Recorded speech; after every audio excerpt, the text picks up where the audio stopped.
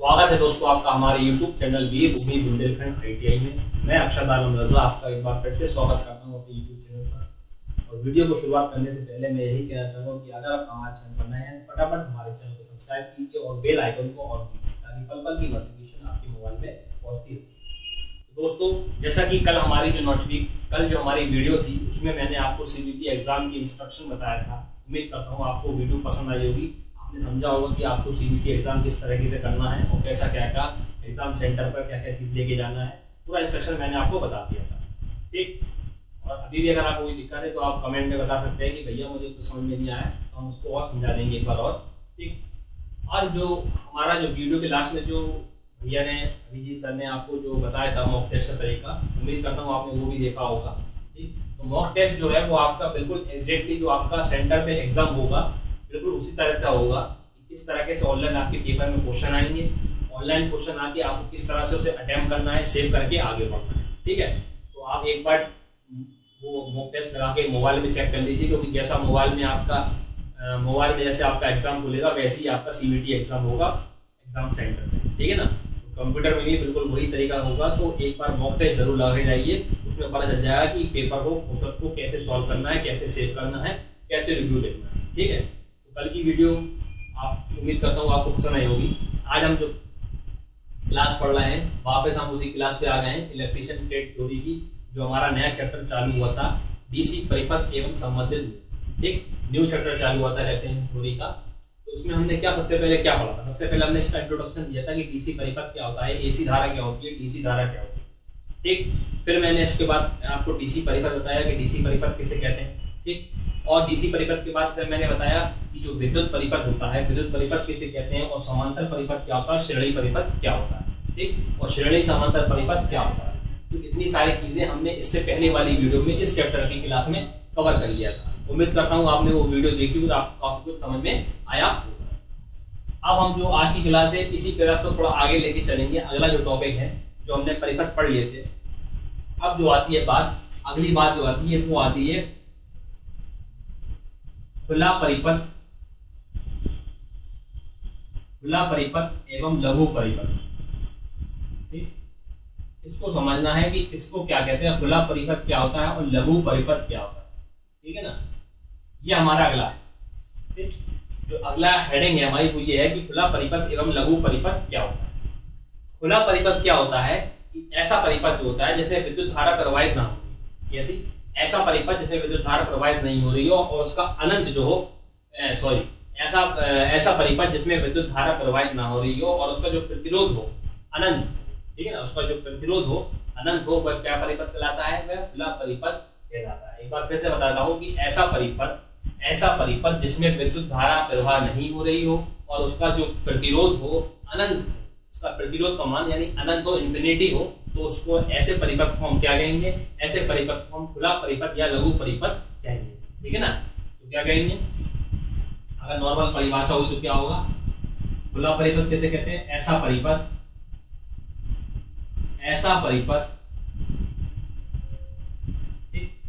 परिपथ जिसमें विद्युत धारा का प्रवाह नहीं हो रहा हो, यानी जो विद्युत धारा नहीं हो रही। ठीक है, विद्युत धारा का प्रवाह नहीं हो रहा हो। ठीक, तथा उसका प्रतिरोध, उसका जो रेजिस्टेंस हो वो अनंत हो। कैसा हो, अनंत, उसको हम कहेंगे, उस प्रकार के परिपथ को हम क्या कहेंगे, खुला परिपथ कहेंगे। ठीक, खुला परिपथ कहते हैं। अगर वो आपसे यही कहते कि खुला परिपथ में प्रतिरोध का मान कैसा होता है, तो खुला परिपथ में प्रतिरोध का मान जो होता है वो अनंत होता है। कैसा होता है, अनंत होता है। ये बात ध्यान रखिए, मैंने लिख दिया है कि खुला परिपथ क्या होता है, इसमें विद्युत धारा तो प्रवाहित नहीं होती है और उसका जो प्रतिरोध होता है वो भी अनंत होता है। तो ऐसे परिपथ को हम क्या कहते हैं, खुला परिपथ कहते हैं। ठीक, अब एग्जाम्पल के तौर पर हम क्या लोड, अगर हम उदाहरण देखें या एग्जाम्पल देखें, ठीक है, तो लोड रहित जनरेटर, जो आपका जनरेटर होता है उस पर लोड नहीं हो तो वह खुला परिपथ कहलाता है। ठीक है, लोड रहित जनरेटर जो होगा यानी जनरेटर, वो आपका क्या कहलाएगा, वही खुला परिपथ कहलाएगा। ठीक है, लोड रहित। या आपका एक एग्जाम्पल होता है लोड रहित, लोड रहित आपका सॉकेट जो होता है बिजली का, वो भी आपका खुला परिपथ कहलाएगा। ठीक है, लोड रहित व स्विच रहित। ठीक, स्विच रहित सॉकेट, तो ये दोनों एग्जाम्पल जो कहलाएंगे वो आपके खुला परिपथ के कहलाएंगे। ठीक है ना। अगर हम आपसे पूछे कि खुला परिपथ कैसा होगा, तो लोड रहित जो आपका जनित्र होगा यानी जनरेटर होगा वो भी आपका खुला परिपथ कहलाएगा, या लोड रहित या स्विच रहित जो आपका सॉकेट होगा बिजली का, वो भी आपका खुला परिपथ कहलाता है। ठीक है, तो खुला परिपथ क्या होता है, ऐसा परिपथ जिसमें विद्युत धारा का प्रवाह बिल्कुल नहीं हो रहा हो और उसका जो प्रतिरोध हो यानी रेजिस्टेंस हो वो अनंत हो। ठीक है, तो ऐसे परिपथ को हम क्या कहते हैं, खुला परिपथ कहते हैं।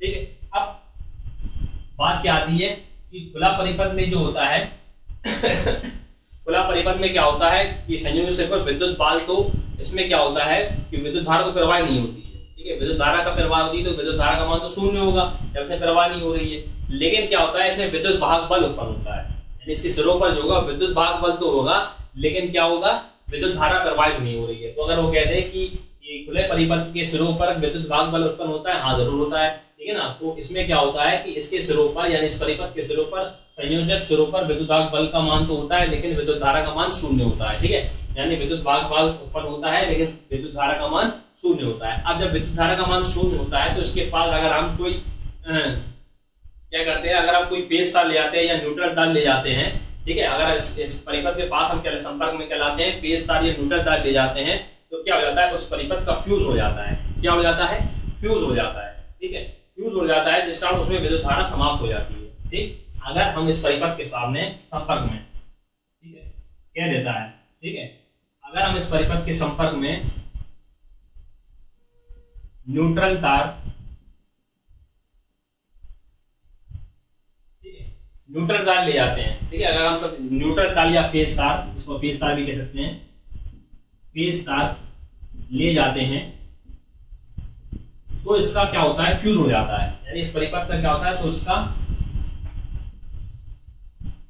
फ्यूज हो जाता है और विद्युत धारा समाप्त हो जाती है। ठीक, तो फ्यूज तार हो जाता है तो उसका क्या होता है, विद्युत धारा का प्रवाह बिल्कुल संपर्क समाप्त हो जाता है। ठीक, तो ऐसा परिपथ जो होता है जब इसका फ्यूज हो जाए तो उस परिपथ को हम क्या बोलेंगे, लघु परिपथ कहेंगे। ठीक है, और लघु परिपथ में प्रतिरोध का मान शून्य होता है। ठीक है, जैसे इसका फ्यूज तार हो जाएगा विद्युत धारा का प्रवाह खत्म हो जाएगा। ठीक है, विद्युत धारा का प्रवाह समाप्त हो जाएगा। ठीक है, समाप्त हो जाती है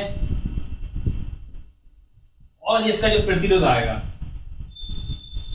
इसका जो रेजिस्टेंस होगा, इसका जो रेजिस्टेंस होगा वो आपका शून्य हो जाएगा। कैसा हो जाएगा, शून्य हो जाता है। ठीक, इसका जो आपका रेजिस्टेंस है वो शून्य हो जाएगा। ठीक, याद करने वाली चीज नहीं है, आपको मैं लिख के बता रहा हूं तो ये मत समझिए कि आपको ये नोट करना है। मैं जो बता रहा हूं वो आप ध्यान रखिए।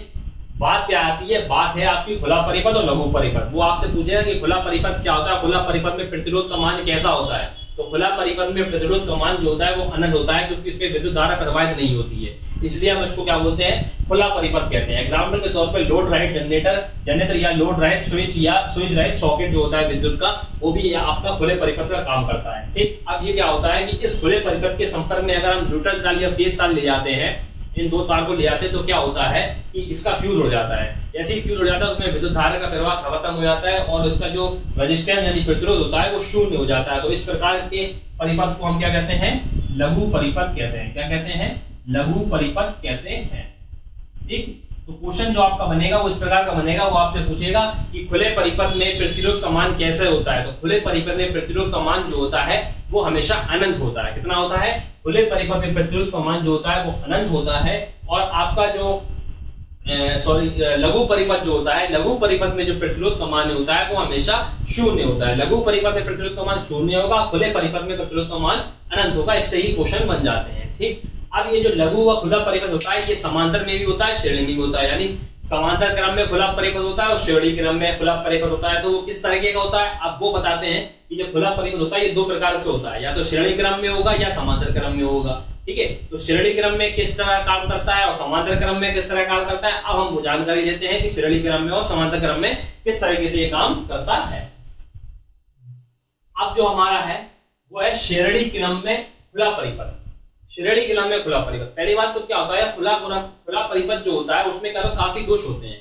काफी दोष इस प्रकार से होते हैं, क्या होता है कि इसमें स्विचों को गलत स्विच जो होते हैं आपके उसका गलत संपर्क होता है, ठीक है। और दूसरी बात क्या होती है कि फ्यूज तार जो होते हैं वो टूटे हुए होते हैं, ठीक, और जले हुए प्रतिरोध होते हैं। इसलिए खुला परिपथ बहुत ही बेकार होता है, ज्यादा अच्छा नहीं होता है। क्या होता है श्रेणी क्रम में क्या होता है, आप देखिए ये जो आपका श्रेणी क्रम में खुला हुआ परिपथ है, ठीक है, ये जो मैंने डायग्राम बनाया है ये आपका खुला हुआ परिपथ है और श्रेणी क्रम में लगा हुआ है, ठीक है। तो इसको डायग्राम से ही समझना है, ठीक।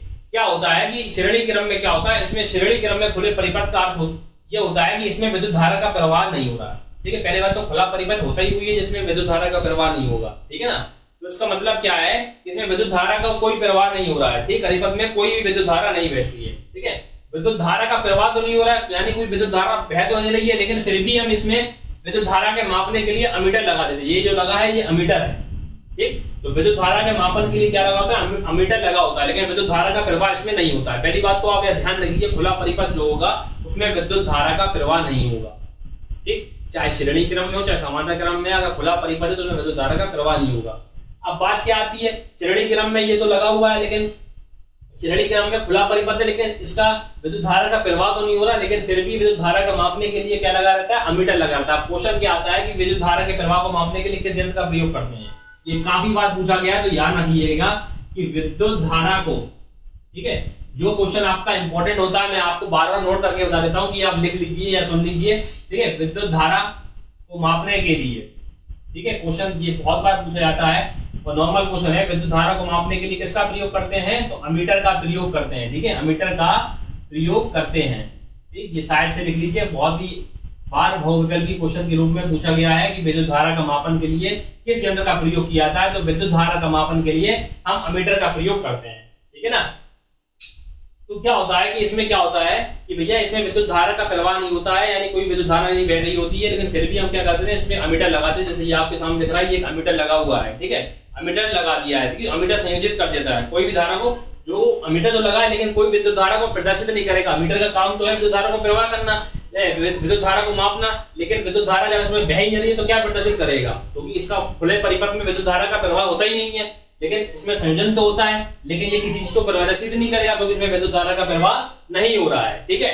अब क्या होता है कि इसमें क्या होता है, खुले परिपथ में कुल आपूर्ति जो होती है वो वोल्टेज के द्वारा की जाती है। जो वोल्टेज लगे होते हैं, ये वोल्टेज लगा है, इसके द्वारा कुल आपूर्ति की जाती है, ठीक है, खुले बिंदु सिरों पर होती है, ठीक है। तो इसमें वोल्टेज से कुल आपूर्ति होती है, खुले सिरों द्वारा होती है। वोल्टेज लगाते हैं, खुले सिरों पर इसकी आपूर्ति की जाती है। तो अगर वो आपसे कह दे कि खुले परिपथ में विद्युत धारा का संयोजन कौन करता है, तो विद्युत धारा का संयोजन विद्युत धारा को मापने के लिए अमीटर तो लगा होता है, लेकिन वो कोई भी दर्शाता नहीं है विद्युत धारा। क्यों नहीं दर्शाता है, क्योंकि इसमें विद्युत धारा प्रवाहित नहीं हो रही है। तो विद्युत धारा प्रवाहित नहीं होगी तो क्या दिखाएगा ये, क्योंकि इसका मापने के लिए, हाँ, क्वेश्चन जो आपका बनेगा वो ये बनेगा कि विद्युत धारा को मापने के लिए हम किस यंत्र का प्रयोग करते हैं, तो विद्युत धारा को मापने के लिए हम अमीटर का प्रयोग करते हैं। तो इस प्रकार का जो प्रक्रम है, जो श्रेणी क्रम में जो खुला परिपथ होता है वो इस प्रकार का होता है। देखिए ये इसके सामने ये अमीटर लगा हुआ है, ये इसके वोल्टेज लगे हैं जो खुले सिरों पर, ठीक है, इसी के द्वारा आपूर्ति की जाती है, ठीक। ये हो गया आपका श्रेणी क्रम में खुला परिपथ, ठीक है। अब श्रेणी क्रम में लघु परिपथ भी कुछ इस प्रकार का होता है। लघु परिपथ बता देता हूं क्योंकि अपना जो टॉपिक है वो क्या है, श्रेणी खुला परिपथ और लघु परिपथ, ठीक है।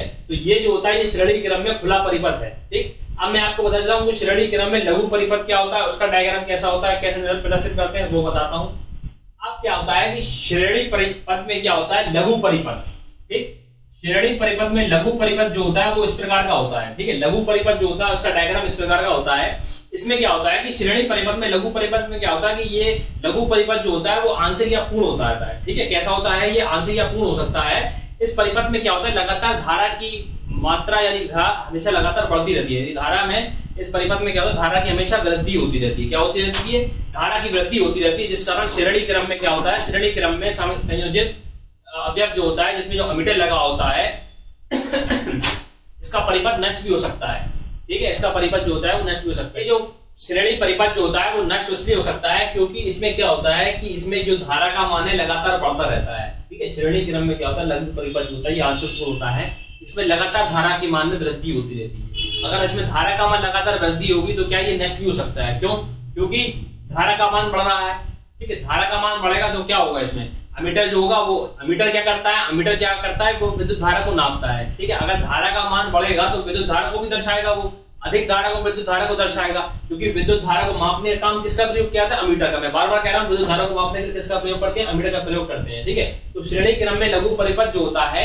इसमें लगातार विद्युत धारा का मान बढ़ता रहता है। विद्युत धारा का मान बढ़ता रहेगा तो ये परिपथ नष्ट भी हो सकता है। ठीक है, नष्ट इसलिए होता है क्योंकि इसमें जो अमीटर लगा होता है वो उसकी अत्यधिक विद्युत धारा को दर्शाता है। ठीक, अब क्या होता है कि इस परिपथ में अवयव की सिरों पर जो वोल्ट मीटर होता है, उसके वोल्ट मीटर को जोड़कर, सिरों पर वोल्ट मीटर जोड़कर उसकी लघु परिपथ की स्थिति की जानकारी जाते हैं, यानी जो इसके परिपथ के सिरे होते हैं। ठीक है, इसके जो परिपथ के सिरे हैं, अब यहाँ पर हम क्या करते हैं, यहाँ पर हम वोल्ट मीटर लगा देते हैं। ठीक है, वोल्ट मीटर से हम क्या करते हैं, वोल्ट मीटर को हम लघु परिपथ की स्थिति का पता लगाते हैं। ठीक है, तो हम कहेंगे कि लघु परिपथ की स्थिति हम किससे पता लगाते हैं, तो वोल्ट मीटर लगा देते हैं इसके सिरों पर, तो वो क्या बताता है, इसकी स्थिति बताता है। ठीक है, वोल्ट मीटर जो होता है वो अंत सिरों पर वोल्ट का मान, वोल्ट को शून्य प्रदर्शित करता है।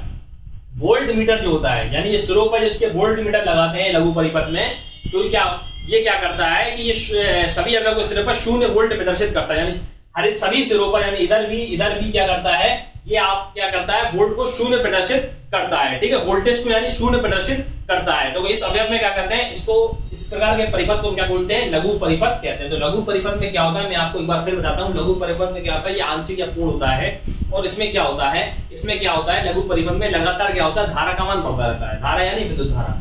अगर विद्युत धारा का मान बढ़ रहा है तो जिसमें जो अमीटर लगा होता है, तो वो भी क्या करता है, वो भी लगातार कंटिन्यू विद्युत धारा को दर्शाने लगेगा, तो उसका काम ही विद्युत धारा को मापना है। ठीक, ये विद्युत धारा को मापेगा। ठीक, तो अब विद्युत धारा को मापेगा। ठीक, लेकिन लघु परिपथ की स्थिति जो बताएगा वो वोल्ट मीटर बताएगा। अब वोल्ट मीटर क्या करते हैं, अवयवों के सिरों पर लगाते हैं, यानी इधर लगा दिया। जैसे हम इसको लगाते हैं तो लघु परिपथ की स्थिति का पता हमें वोल्ट मीटर बताता है, ना कि अमीटर लगाता है। अगर वो कह देगा कि खुले परिपथ में लघु परिपथ की स्थिति हमें कौन बताता है, तो वो हमें क्या बताता है, वोल्ट मीटर बताता है, जो कि क्या होता है, वोल्टा को शून्य प्रदर्शित करता है, यानी इसको शून्य दिखाता है। और इस प्रकार का परिपथ को क्या बोलते हैं, श्रेणी क्रम में लघु परिपथ को कहते हैं। ठीक, तो ये श्रेणी क्रम में लघु परिपथ हो गया।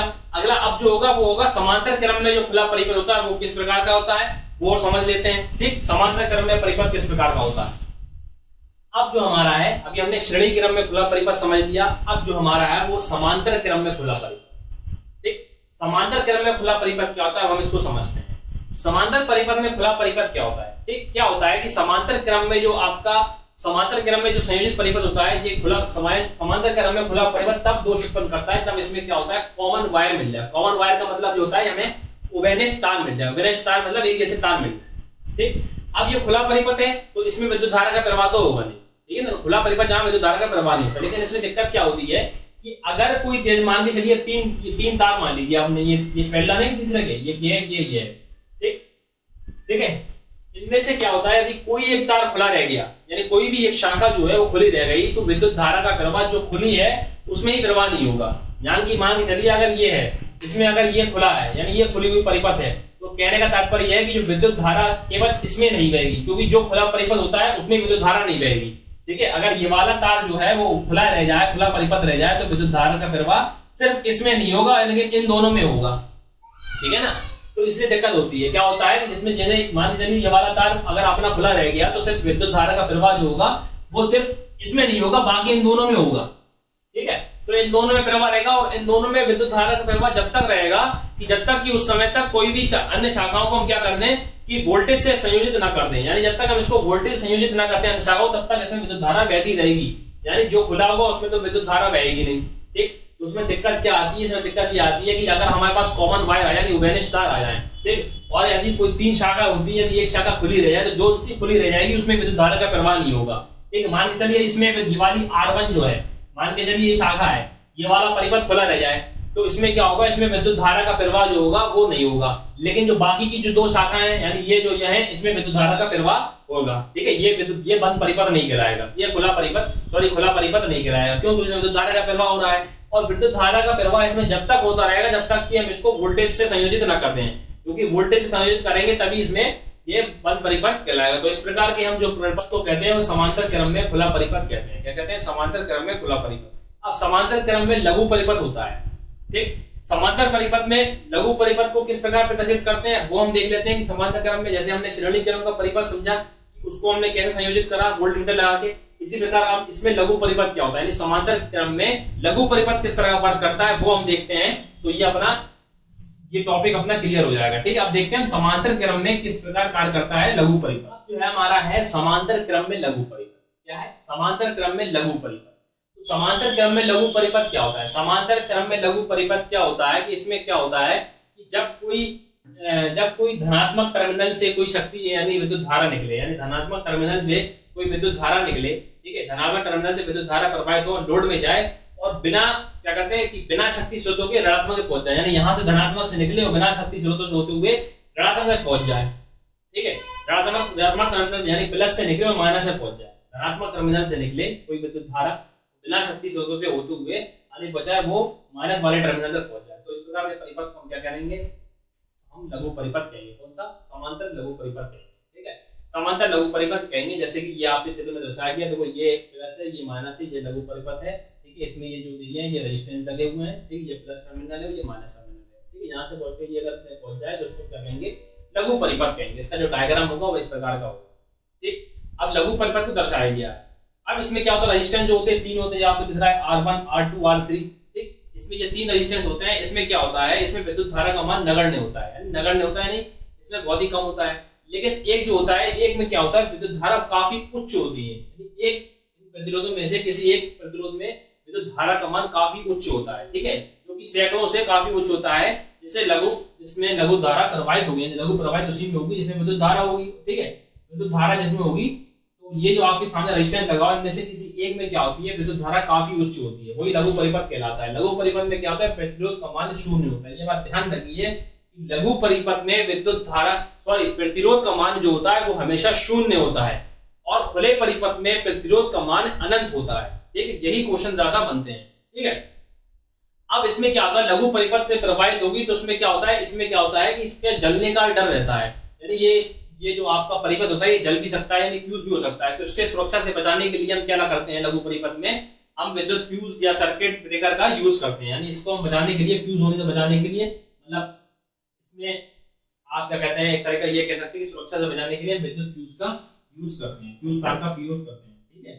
सेफ्टी के लिए यूज करते हैं। तो लघु परिपथ में क्या होता है भैया? यहाँ से यानी मान के चलिए प्लस टर्मिनल से कोई विद्युत धारा निकले बिना शक्ति स्रोत से माइनस में पहुंच जाए, तो इस प्रकार को हम क्या कहेंगे? लघु परिपथ कहेंगे। अब ये जो तीन रेजिस्टेंस लगे होते हैं, इसमें विद्युत धारा का मान जो होता है वो काफी नगण्य होता है, लेकिन एक प्रतिरोध में क्या होगा? विद्युत धारा इन सभी से काफी ज्यादा होगी, 100 गुना अधिक होगी, सैकड़ा गुना अधिक होगी, जो होगी वही लघु परिपथ कहलाता है। इसमें क्या होता है? प्रतिरोध का मान शून्य होता है। अगर वो आपसे पूछे कि लघु परिपथ में प्रतिरोध का मान कैसा होता है, वो शून्य होता है। ठीक है, अब इसमें क्या होता है? कभी कभी जलने का, यानी ये जो सर्किट है ये जल भी सकता है, ये परिपथ जल भी सकता है। तो इसकी सेफ्टी के लिए हम क्या करते हैं? विद्युत फ्यूज का यूज करते हैं ताकि ये जले नहीं। ठीक है, तो ये आपके क्या था? समांतर क्रम में लघु परिपथ। तो आप उम्मीद करता हूं आपको परिपथ समझ में आया होगा कि परिपथ कैसा होता है, समांतर क्रम में लघु परिपथ कैसा होता है, समांतर क्रम में खुला परिपथ कैसा होता है, श्रेणी क्रम में खुला परिपथ कैसा होता है, और ये किस प्रकार वर्क करता है। एक एक डायग्राम को मैंने समझाया, बारीकी से समझाया है कि इस प्रकार यूज होता है। और जो मैंने आपको क्वेश्चन बन सकता है, जैसे मैंने आपको बताया कि विद्युत धारा को मापने के लिए हम किसका प्रयोग करते हैं? एमीटर का प्रयोग करते हैं। ठीक है, ये बात याद ध्यान रखिएगा। वो वोल्ट कहते हैं विभवांतर को मापने के लिए हम किसका यूज करते हैं? वोल्ट मीटर का यूज करते हैं। अब जैसे आपसे कहते हैं लघु परिपथ में प्रतिरोध का मान कैसा होता है? लघु परिपथ में प्रतिरोध का मान कैसा होता है? शून्य होता है। और दूसरे खुले परिपथ में प्रतिरोध का मान कैसा होता है? तो खुले परिपथ में प्रतिरोध का मान अनंत होता है। ठीक, अगर वो आपसे पूछ रहे खुले परिपथ में विद्युत धारा का मान कैसा होता है? विद्युत धारा बहती है, नहीं बहती है, अधिक बहती है, कम बहती है, बिल्कुल नहीं बहती, तो खुले परिपथ में विद्युत धारा बिल्कुल नहीं बहती है। ठीक, तो उम्मीद करता हूं कि आपको ये परिपथ समझ में आया होगा। अब जो हमारी बात आती है, हम अगले टॉपिक पढ़ते हैं कि अगला टॉपिक क्या है। ठीक है, ये परिपथ हमने समझ लिया, डीसी परिपथ क्या होता है। उम्मीद करता हूं आपको ये समझ में आया होगा। अब जो हमारा था, हमने डीसी परिपथ पूरा समझ लिया कि डीसी परिपथ में क्या होता है, परिपथ किसे कहते हैं, समांतर परिपथ क्या होता है, श्रेणी परिपथ क्या होता है, समांतर खुला परिपथ, ये सब वगैरह हमने डिस्कस कर लिया। अब जो हमारे चैप्टर में दूसरा टॉपिक है डीसी परिपथ व उससे संबंधित नियम। ठीक, अब जो डीसी परिपथ से संबंधित नियम होंगे हम उसकी जानकारी पढ़ेंगे कि डीसी परिपथ से संबंधित कौन कौन से नियम होते हैं। तो सबसे पहला जो हमारा नियम आता है, काफी इंपॉर्टेंट है, उसको हम कहते हैं ओम्स लॉ, या हम कहेंगे ओम का नियम। ओम का नियम, ठीक, इंग्लिश में हम इसको बोलेंगे ओम्स लॉ।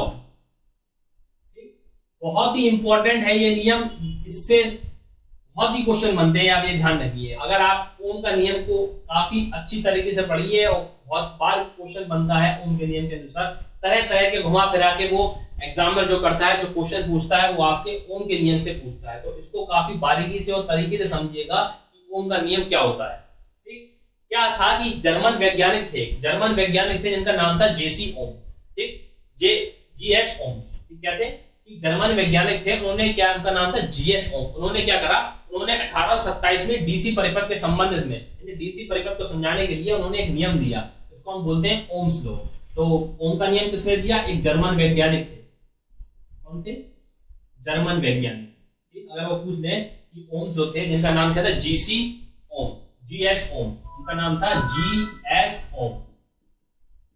ठीक, ने दिया। अगर वो आपसे पूछ ले कि ओम का नियम किसने दिया, तो ओम का नियम जो दिया है वो आपके जीएस ओम ने दिया। ठीक, किसने दिया, जीएस ओम ने दिया। ये कहां के वैज्ञानिक थे, ये आपके जर्मनी के वैज्ञानिक थे। और इन्होंने जो आपका जो नियम दिया है वो दिया है 1827 ईस्वी में। कभी कभी क्या होता है, वो आपसे यही पूछ लेगा कि ओम का नियम जर्मन वैज्ञानिक जीएस ओम ने कौन से सन में दिया। तो आप ध्यान रखिएगा, सन 1828 ईस्वी में डीसी परिपथ के संबंधित में ओम का नियम आया, जो कि जर्मन वैज्ञानिक जीएस ओम ने दिया। किसने दिया, जीएस ओम ने दिया। ठीक, इन्होंने क्या किया कि डीसी परिपथ में विद्युत धारा विभवांतर तथा विद्युत विभवांतर और रेजिस्टेंस यानी प्रतिरोध के संबंध में एक नियम प्रतिपादित किया, जिसे ओम का नियम कहते हैं।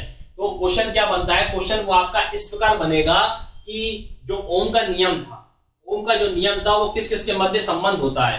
तो ओम का नियम जो होता है वो डीसी परिपथ में, ठीक है, ओम का नियम जो होता है वो डीसी परिपथ में विद्युत धारा, विद्युत प्रतिरोध और विद्युत विभवांतर के मध्य एक नियम स्थापित किया, जिसको हम ओम्स का लॉ कहते हैं या ओम का नियम कहते हैं। तो आप ध्यान रखिएगा कि विद्युत ओम का नियम में जो ओम्स थे, जीएस ओम, उन्होंने विद्युत परिपथ में, डीसी परिपथ में, ठीक है, क्योंकि अपने चैप्टर का नाम ही डीसी परिपथ है, तो डीसी परिपथ में ठीक विद्युत धारा यानी आई, विद्युत विभव या विभवांतर तथा विद्युत प्रतिरोध यानी आर, ठीक, विद्युत प्रतिरोध आर के मध्य एक संबंध स्थापित किया, ठीक, स्थापित किया, जिसे हम क्या कहते हैं, जिसे हम ओम का नियम कहते हैं। क्या कहते हैं, ओम का नियम कहते हैं। हालांकि ओम का नियम जो हम पढ़ेंगे वो कल क्लास में डीपली पढ़ेंगे। आज हम बेसिक बता दे रहे हैं। आज बेसिक क्या था कि ओम का नियम सबसे पहले बताती है, ओम का नियम कौन से वैज्ञानिक ने दिया। तो ओम का नियम जो दिया है वो आपके जीएस ओम ने दिया। किसने दिया, जीएस ओम ने दिया। ये जो जर्मन के वैज्ञानिक, अगर वो पूछ ले कहां के वैज्ञानिक थे, जर्मन के वैज्ञानिक थे, कौन से सन में दिया, तो 1827 ईस्वी में ओम का नियम दिया गया जीएस ओम ने। ठीक, तो ओम का नियम आपसे ये पूछ ले, क्वेश्चन क्या है ओम के नियम का, अगर एग्जाम में पढ़ेगा तो ओम के नियम भी आपके तरह तरह के क्वेश्चन पूछ सकता है। वो पूछ लेगा ओम का नियम किस परिपथ पर लागू होता है, एसी परिपथ पर लागू होता है या डीसी परिपथ पर लागू होता है। तो ओम का नियम जो होता है वो आपका डीसी परिपथ पर लागू होता है। कौन से सन में दिया, तो ओम का नियम 1827 में दिया। जो आपके जेसी बोस थे वो कहां के वैज्ञानिक थे, यानी किस देश के रहने वाले थे, वो जर्मन के वैज्ञानिक वाले थे। ठीक, अगर आप आपसे पूछ लेगा कि जो ओम का लॉ है वो किस किस के भी संबंध स्थापित करता है, तो ओम का नियम जो है विद्युत धारा, विद्युत विभव और विद्युत प्रतिरोध के मध्य संबंध स्थापित करता है, यानी IVR। ठीक है, डीसी परिपथ में विद्युत धारा, विद्युत विभव और विद्युत आर के मध्य संबंध स्थापित करता है। उम्मीद करता हूं आपको ये आज की क्लास पसंद आई होगी। आज के लिए इतना ही काफी है। कल हम इस नियम को और डीपली पढ़ेंगे और दोबारा और नियम को पढ़ेंगे, वास्तविकता में उनका नियम क्या था क्या। आज के लिए इतना ही काफी है। अगर आपको वीडियो हमारी पसंद आई है तो हमारे वीडियो को लाइक कीजिए, शेयर कीजिए और हमारे चैनल को सब्सक्राइब कीजिए। तब मिलते हैं, तब तक आपको नेक्स्ट वीडियो में, तब तक के लिए नमस्कार।